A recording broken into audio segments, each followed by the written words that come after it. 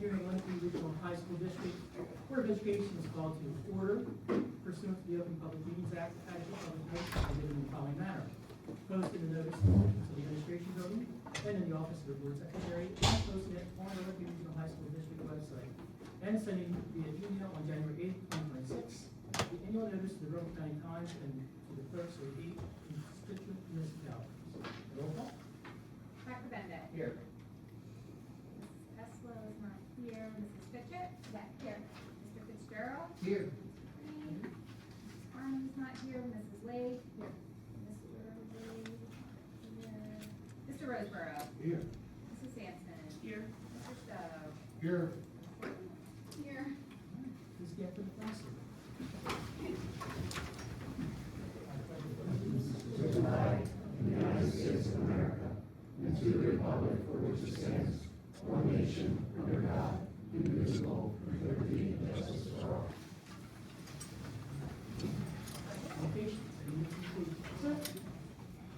Any new business? Thank you, Mr. President. No flyers, nothing further to Flyers. 40 seconds. And superintendent. I do have a few things to share. I'm going to start with our student board representative, Elena. Elena, what do you have for us?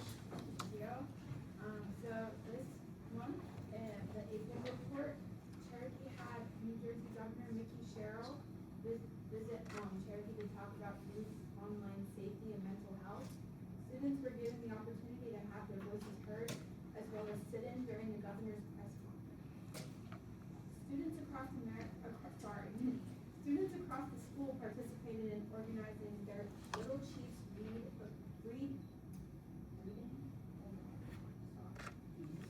Read Across America. Elementary school students took part in activities like reading, games, arts and crafts, and many more. Cherokee sophomore students danced the night away during their sophomore cotillion, which was held at the mansion on Main Street in Orleans. At Lenape, the senior takeover continues on the Lenape Pride Instagram, now totaling 5 seniors. These seniors are allowed to post on the Instagram for a week and talk about their experiences at Lenape, its impact and their future plans, as well as share some behind-the-scenes info at Lenape. The senior class finally takes on Disney for the duration of 4 days. During the week leading up to the trip, the class of 2026 ran a Disney-themed Spirit Week with days such as Monster University and Swim Day. The entire event is surrounded with excitement and fun. Lenape's junior dinner dance was hosted at Adelphia this year on April 17th. There was a large turnout from the junior class, and everybody was happy to dress up and attend the event that Friday night. At Seneca, on Thursday, April 23rd, they held their annual bingo event and received many donations. Their Golden Eagle pageant was a success, and Caitlin Ferron and Justin Mercado were crowned Mr. and Mrs. Seneca Golden Eagle. All of Seneca's student council members played a huge part in the night being successful. And at Shawnee, the Yellow Ribbon Club and the Military Community Club had their first combined fundraiser, raising over $1,000. The money will go towards the New Jersey Mission of Honor, which buries veterans with no remaining family. The Shawnee Senior Trip was a great success. And on the 14th of April, Kids for a Wish Club held their annual Teacher Talent Show.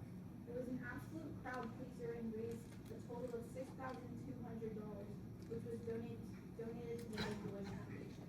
A special thank you to all the Shawnee staff which participated.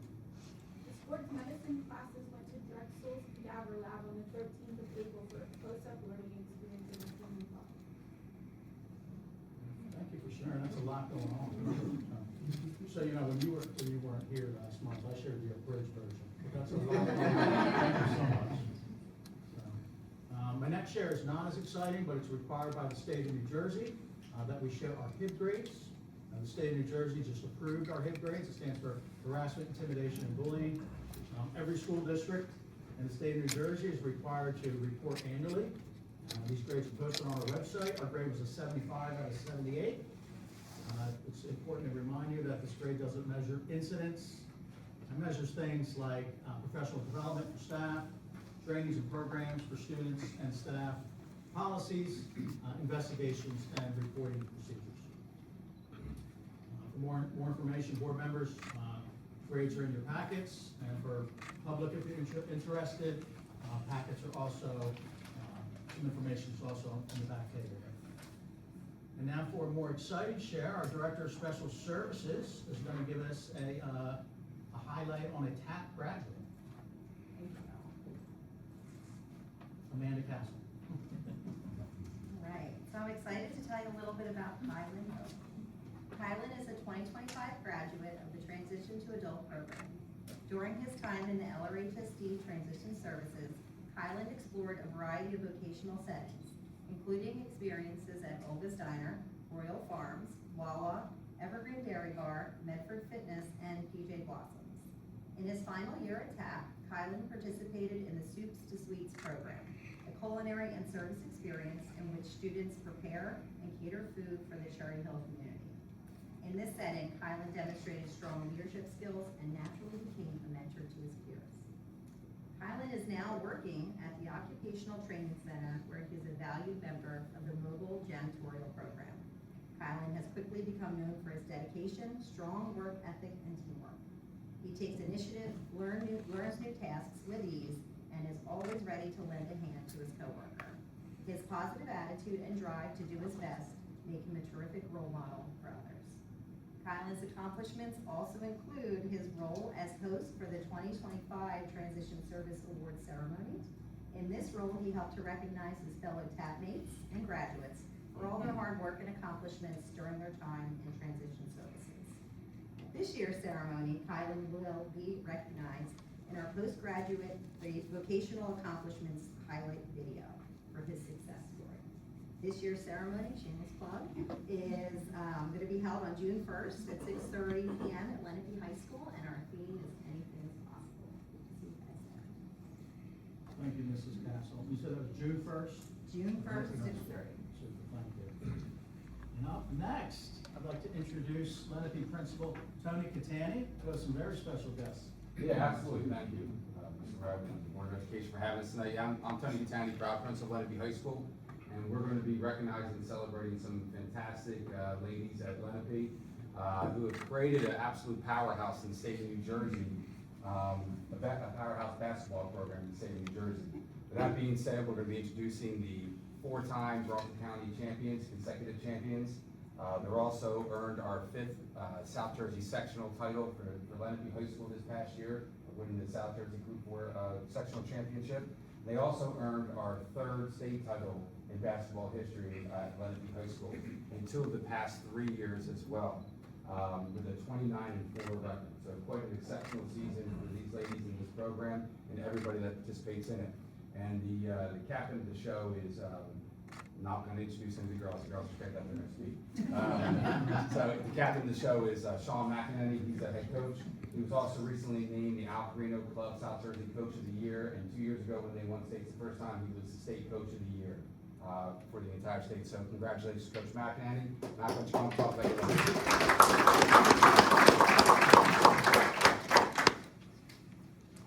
Thank you. I'd first like to thank our Board of Education and Superintendent Matt Webb for hosting the Lenape girls basketball team here this evening. I think this is an amazing way to recognize these girls and kind of cap up our 25-26 basketball season. Tony already alluded to some of this, but before I mention some of the stats and accomplishments for these girls, I have to personally point out that this group was so much fun to coach. Behind the scenes, they are all silly, loud, and full of energy. They are terrible singers in the locker room and on bus rides, and the further the bus ride, the worse it seems to get. They force me to listen to horrible music every single day at our practices and during our pregame warm-ups. They can memorize more TikTok dances than actual set plays. But they are so competitive with every little thing we do that every drill, every rep, and every practice has the potential to turn into a huge celebration. This level of energy is what drove them to accomplish such amazing things throughout the season.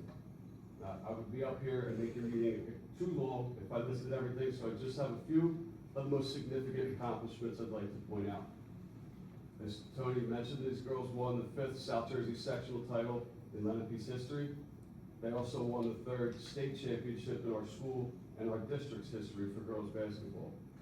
Our junior, Elenita Jo Samuel, scored 807 points in a single season, which ties the Burlington County record for most points ever scored by a female basketball player. Elenita was also named the South Jersey Player of the Year as a junior. It's the first time in school history we've had 2 girls make more than 50 3-pointers in a season, with our juniors Shelby Crawley and Elenita Jo Samuel. And we are the first team in Burlington County to ever have 4 girls that made 43s in Shelby Crawley, Elenita Jo Samuel, and seniors Riley Nichols and Olivia Watkins. As Tony said already, we finished the season 29-4, which was the 6th best record in Burlington County history for girls basketball. This team set a new record for Burlington County as they made the most 3-pointers in a single season with 225. We finished the season as state champions, but we also finished the season ranked 6th in the state of New Jersey, and we were the highest ranked public school in New Jersey. I said this at our banquet, I don't mind repeating it again tonight to humbly brag about these ladies. I personally think they will go down as one of the greatest girls basketball teams to ever come out of Burlington County. But in a season full of success, trophies, and records being broken, I personally will remember this group for the laughter, the silliness, and all the jokes behind the scenes, as much as I will for all the accomplishments on the court. And that's what makes this group so special. It's why I'm proud to stand up here representing them today as their coach. These are truly amazing student athletes on and off the court. So a final note of thank you. I personally want to thank our superintendent, Matt Webb, who we were 5-0 when Matt was in attendance at our games. And as a superstitious coach, I would like to thank you for taking all the time to recognize these female athletes and show your support for the amazing females we have in our district. But if you're going to continue to bring that kind of good luck with you, Matt, I can't wait to see you at every single meeting next season for Lenox girls basketball. At this time, I'd also like to call up my amazing assistant coach, Kristen Bucci, who's going to help me honor the girls. Girls, when we call your name, you can please come up, receive your certificate, and we'll take a picture. Is that okay? All right. We're going in alphabetical order here. So Morgan Crawley, Shelby Crawley,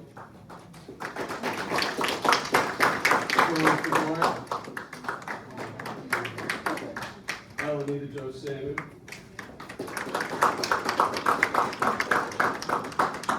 Amani Rosario, Riley Nichols,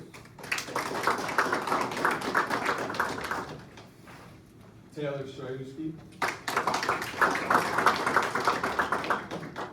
and last but not least, Olivia Watkins.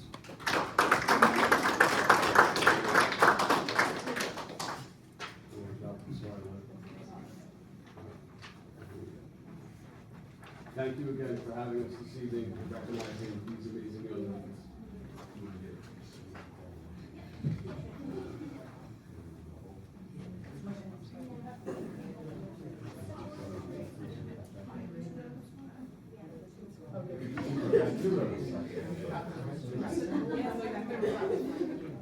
We're gonna do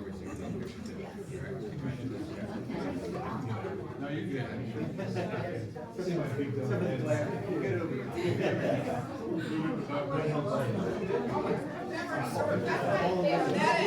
You can go closer. No, I don't want to block the, hey, I'm fine.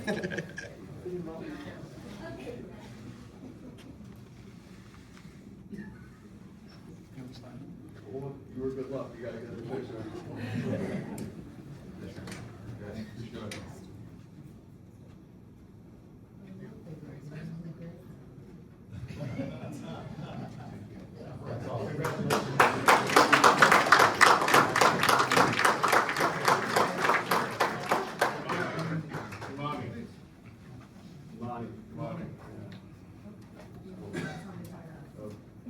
I'm ready to start. All right, so really good.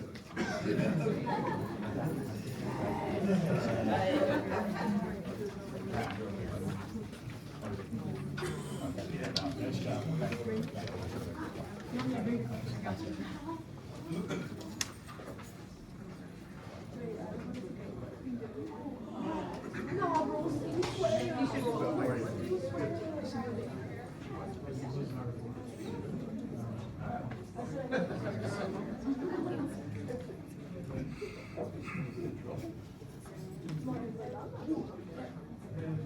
on with regular meeting. As soon as, Nikki gets where she's supposed to be. All right. Thank you for that report. Now we're gonna move on, to the public hearing presentation on the 2026-2027 budget. Mr. Stowe, please.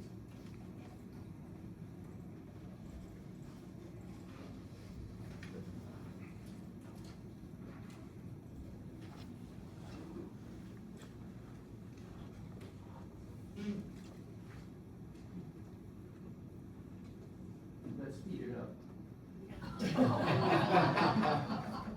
Now, I was told that there was something going on tonight, but since we have a new president for the first time, I thought I would slow things down and take our time. Welcome, everybody. You know, in the world of aviation, there are two terms that we as pilots use quite a bit. The first is staying ahead of the plane. When you're on a journey in a plane, you plan out your trip, you calculate all the things that you need, and then when you take off and you start on your journey, you suddenly realize that the wind direction can change, the wind speed can change, the fuel use that you plan for suddenly becomes evident that you're using more than you thought you were going to. Your atmospheric conditions can change, and suddenly out of nowheres, you're flying into clouds or rain, and even your destination, trying to get to your destination, air traffic control may move you and make you go a different route than you had planned from the beginning. The second terminology that we use a lot is called getting behind the curve. And this refers to a very critical point in the flight of a pilot in a plane as you're coming into the airport. Because suddenly, as you're descending out of your safe altitude, you're preparing to land, you're pulling back your power, you're adjusting your pitch, your speed is slowing down, your angle of attack is watching over everything as your altitude descends. And it's very easy as a pilot to get to a point where you suddenly begin to pull back on the plane, changing your critical angle of attack, and suddenly realizing that the lift that you need to stay airborne is suddenly being eaten up by the descent into the airport, and along with that, your speed is slowing down, and you actually can get to a point where you don't have enough altitude to be able to thrust the front of the plane down to gain altitude, and you also don't have enough power in your engine to be able to lift you out of the situation of being in what's going to wind up being a disastrous point. Welcome to the presentation of the 2026-27 budget for the Lenape Regional District. And as I go on, you're going to see where I utilize these terminologies for our budget. To begin with, let me see which button changes this. No? On the right? Bingo. To begin with, let me start with staying ahead of the plane. There is no better school district in the state of New Jersey than the Lenape Regional High School District of staying ahead of the plane. And the proof of the pudding in this is the results that we see year after year. Not just a repeat of what we did 10 years ago, but an example of what we have accomplished in the past year. Our students pursue academic tracks that meet their individual needs, utilizing over 240 program study courses. 25 of those have advanced placement courses, and 56 college accelerated programs, what we call CAP, partnering with Rowan College of Bronte County and Rowan University, give those students the opportunity to gain high school diplomas, but also college credits. A high quality of in-district special education programs, like you heard about this evening, and option two. And in fact, just to give you one little snippet in this, in 2024-25 school year, 4,508 Lenape Regional High School students were enrolled in dual enrollment eligible courses, CAP classes, at no additional cost to our taxpayers. And this is the great part, resulting in over $1 million of savings to those families because those kids got college credit for the courses that they took at the Lenape Regional District. Our average graduation rate, 96.3% among the 4 high schools.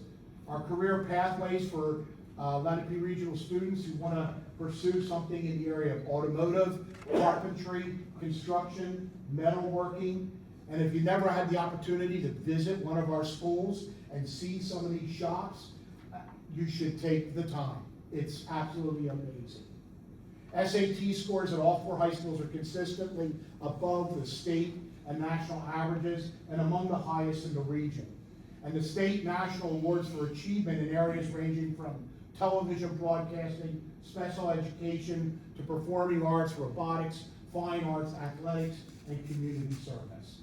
It's amazing to see the quality of kids that we are getting coming through the Lenape Regional High School District. So we're staying ahead of the plane. What about our finances? Well, I'm happy to say that for the first time since 2013, we received an increase in the amount of state aid that we're going to get this year. I mean, it's great, it's amazing. The state increased the cap to all districts at 6% over the previous year, but the unfortunate thing is the uncapped aid would have produced an increase of 1.8 million. If you remember last year when we were in this situation, we were supposed to lose $4 million, but because of the sort of borders that the state put in, they saved us. We only lost about $850,000 that year. The reverse of that's happened this year. We should have gotten 1.8, but we're only getting 1.1 instead. Our budget is a maintenance budget because along with getting an increase in state funding, we're experiencing a 16% increase in healthcare costs. Approximately $4,250,000 for healthcare. In addition to that, you probably have heard about, and this is not on the slide, this is another one of those kick David Stowe points. You probably heard about our legislatures in the county coming out and bragging about how they're not increasing any taxes to our residents. That's great, but they increased their tuition that we have to pay for students that go to their vocational schools, somewhere around 12 to 13%. So our budget this year, fortunately, because we stay ahead of the plane, there's no reductions to student programs or staff due to the budget. There's also no additions to the student programs or the staff. It's strictly a maintenance type budget. So what have we done to try to stay ahead of the plane? If you've been to any of my presentations since I started doing this, you know that I have been advocating that the state needs to fix something. I've stood before this group and talked about crying wolf. I've handed out Band-Aids one year when we got a Band-Aid help. I've given copies at no cost to the district to every one of my board members of a book called The Giving Tree, because we've actually been to that spot where we have nothing else to give. Last year I gave everybody a dime because that's the amount of funding that we get from the state of New Jersey, 10 cents on the dollar. So I guess they had no choice but to increase us this year so that I couldn't use the dime again. So our district has a long history of advocating for fair state funding.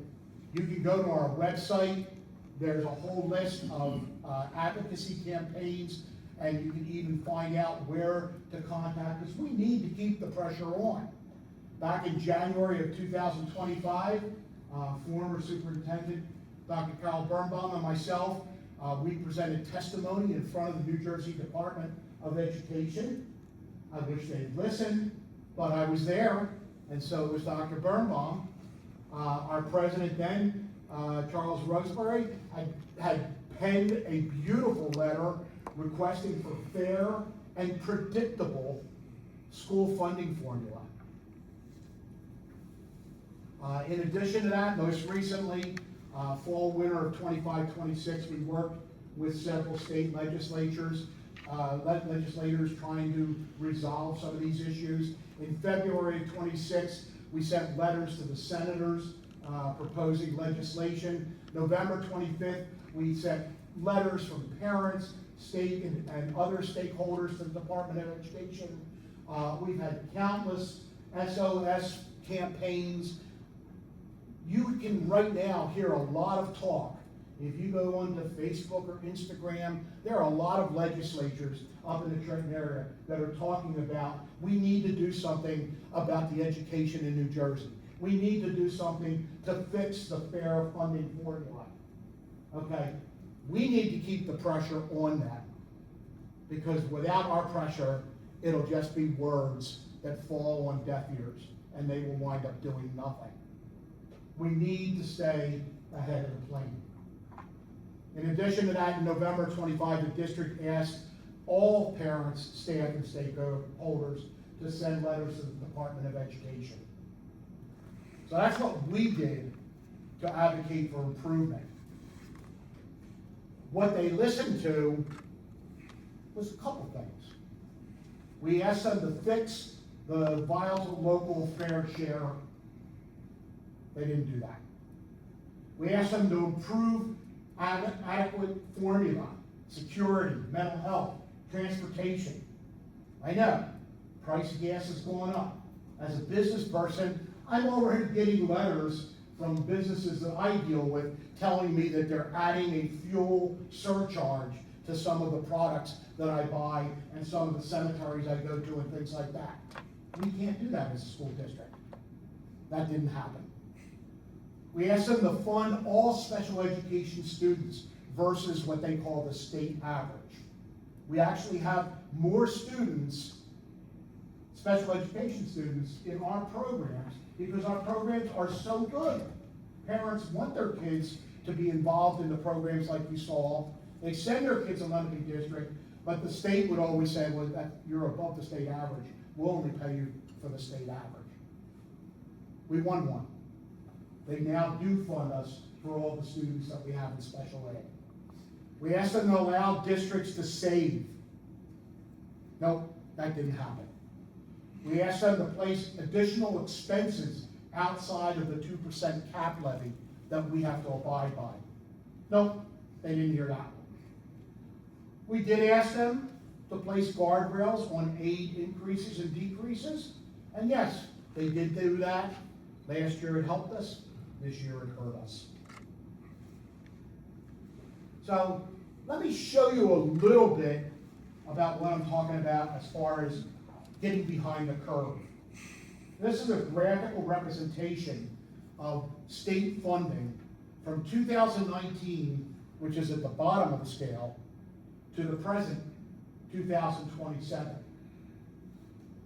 In 2019, we received $28 million in funding from the state of New Jersey for our programs.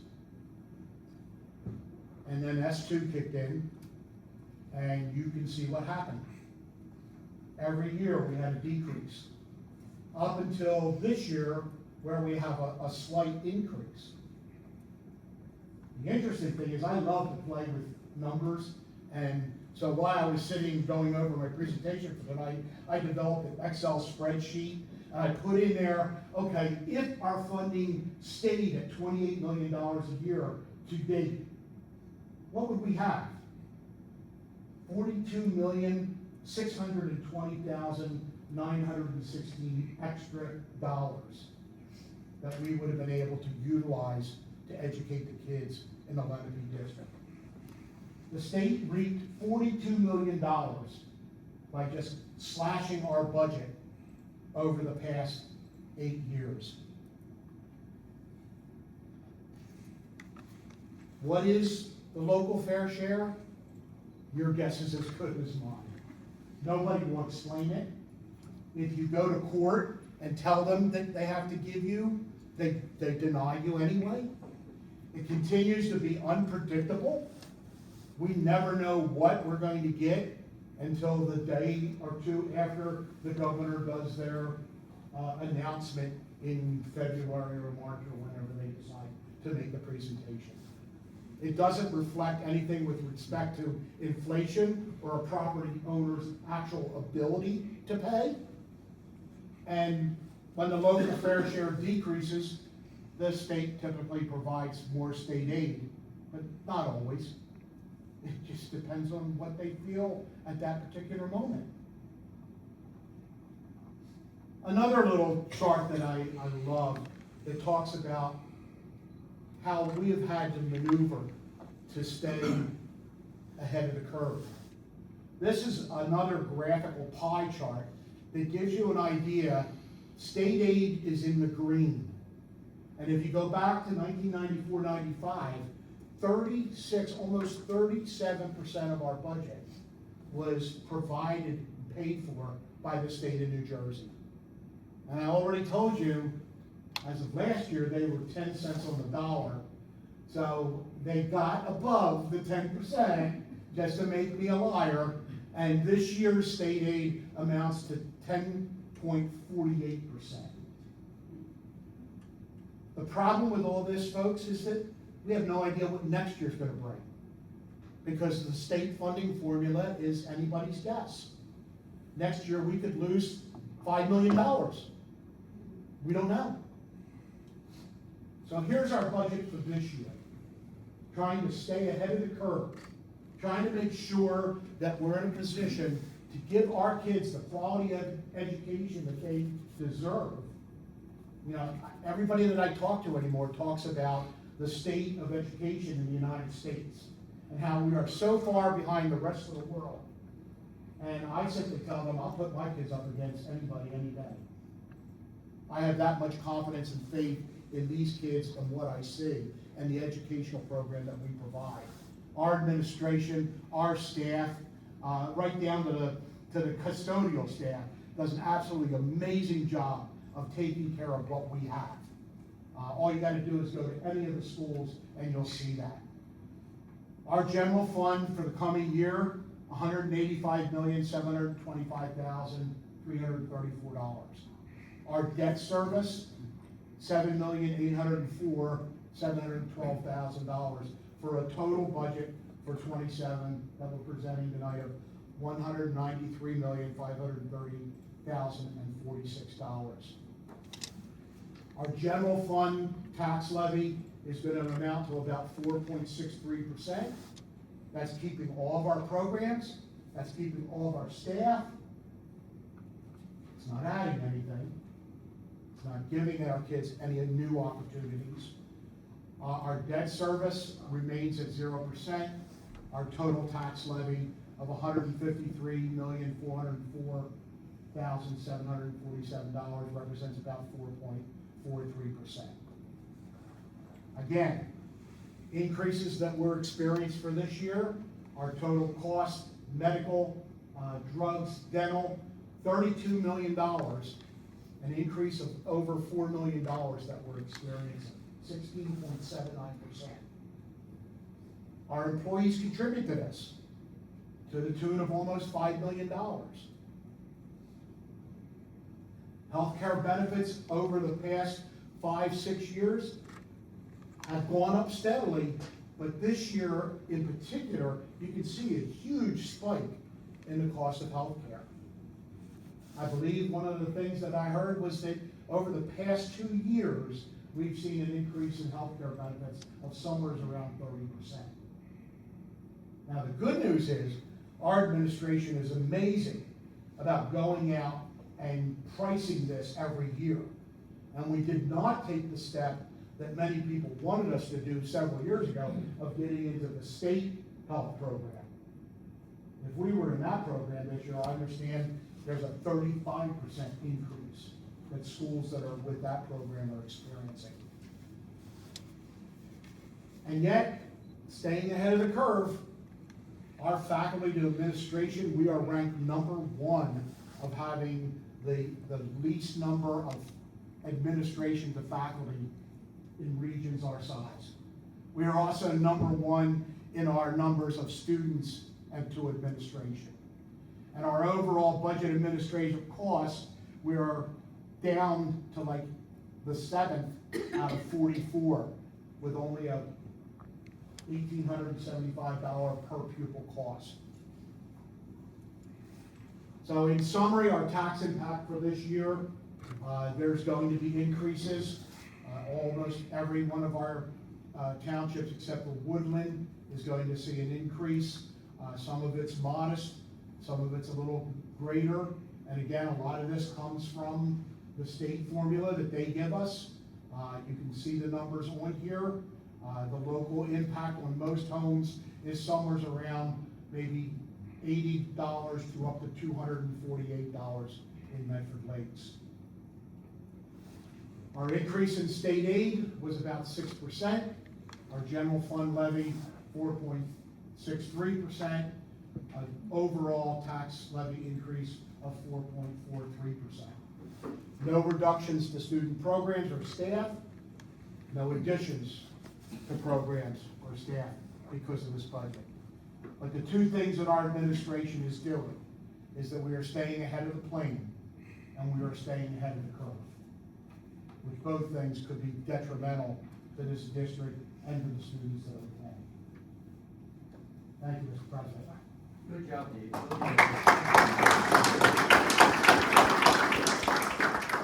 Hey, Mr. Stowe, appreciate that. As usual, you do a great job, and I say you landed the plane perfect. All right. Now this meeting will be open to the public, referencing 2026-2027 budget only. However, if your questions or comments pertaining to litigation, student, or personnel items or negotiations, we would ask that you see the superintendent after the meeting, since we do not discuss those items in public. Seeing none, the public comment section is now closed. Now going to purchases and investments. Mr. Stowe. Yes, I'd like to move to ratify and approve purchases, investments, and payments, items 6.1 through 6.7. Motion and a second. Any comments? Roll call vote. Dr. Bende? Yes. Mrs. Fitchett? Yes. Mr. Fitzgerald? Yes. Mr. Green? Yes. Mrs. Lee? Yes. Mr. Roseborough? Yes, Dave Clouds is called up. Mrs. Sampson? Yes, abstain from item 6.1, 6.2. Mr. Stowe? Yes, but I'll abstain from 6.2, 3, and 6. Motion carries. Now the meeting will also be open to the public, representing agenda items only. However, if your questions, comments pertaining to litigation, student, personnel items, or negotiations, we would ask that you see the superintendent after the meeting, since we're not discussing these items in public. Seeing none, the public comment section is now closed. So on to policy, Mr. Roseborough. Thank you, Mr. President. I move to approve policy items 8.1 and 8.2. Second. All right, motion and a second. Any questions or comments? Seeing none, roll call vote, please. Dr. Bende? Yes. Mrs. Fitchett? Yes. Mr. Fitzgerald? Yes. Mr. Green? Yes. Mrs. Lee? Yes. Mr. Roseborough? Yes. Mrs. Sampson? Yes. Mr. Stowe? Yes. All right, motion carries. Personnel, Dr. Benny, please. I move to approve personnel items 9.1 through 9.13. Second. All right, motion and a second. Questions or comments? Seeing none, roll call, please. Dr. Bende? Yes. Mrs. Fitchett? Yes. Mr. Fitzgerald? Yes. Mr. Green? Yes. Mrs. Lee? Yes. Mr. Roseborough? Yes. Mrs. Sampson? Yes. Mr. Stowe? Yes. All right, motion carries. Building and property, Mrs. Lee. Sure, I move to approve building and property items 10.1 through 10.2. So, motion and a second. Any questions or comments? Roll call, please. Dr. Bende? Yes. Mrs.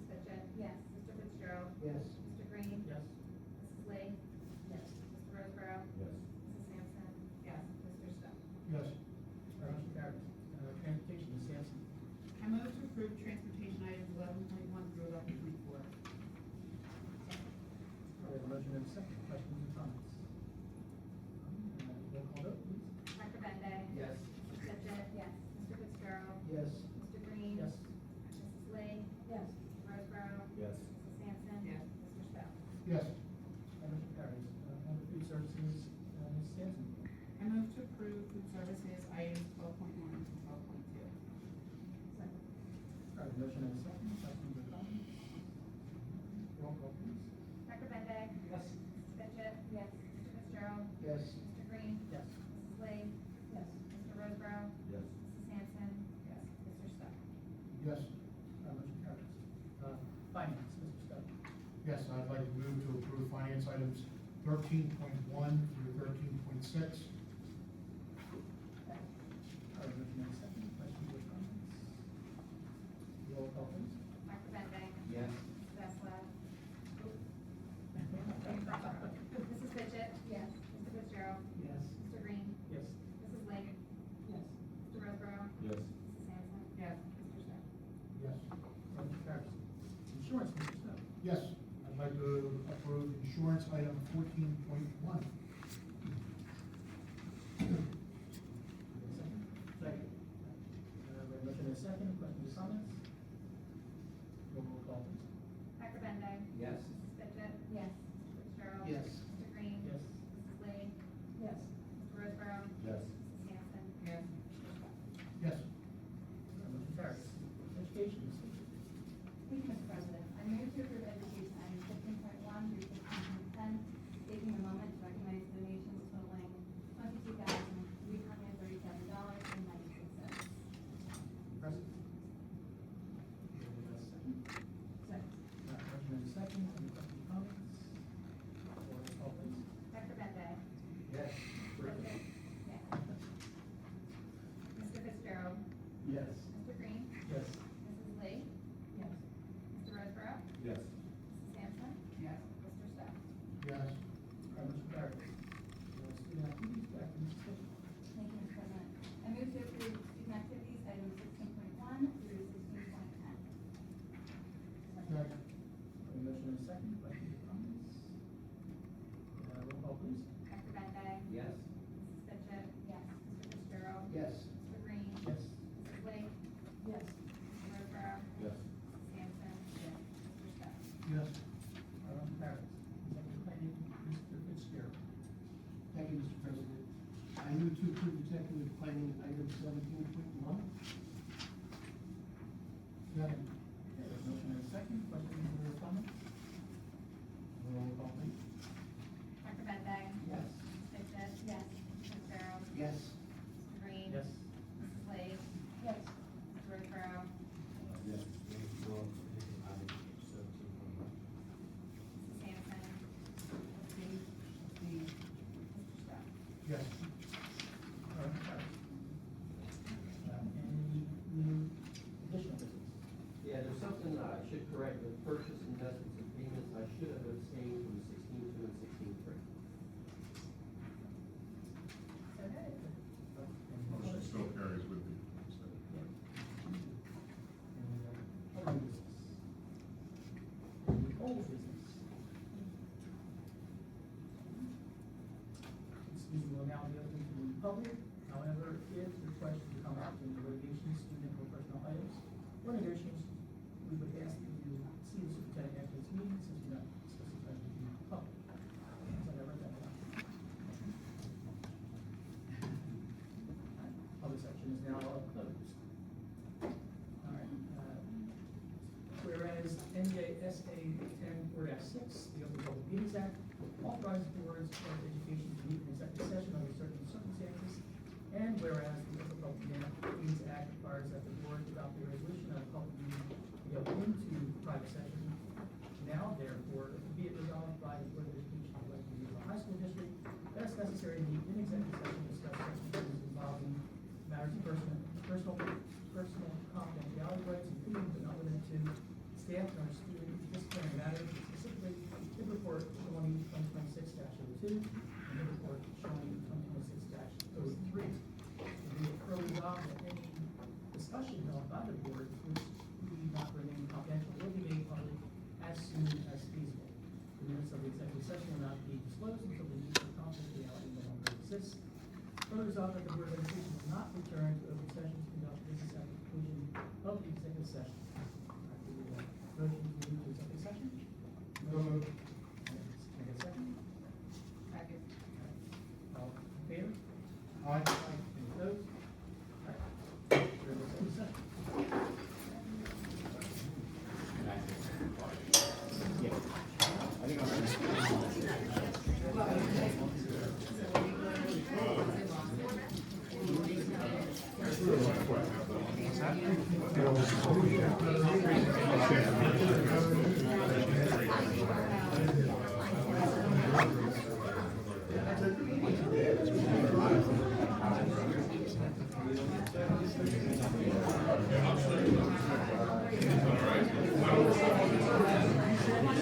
right.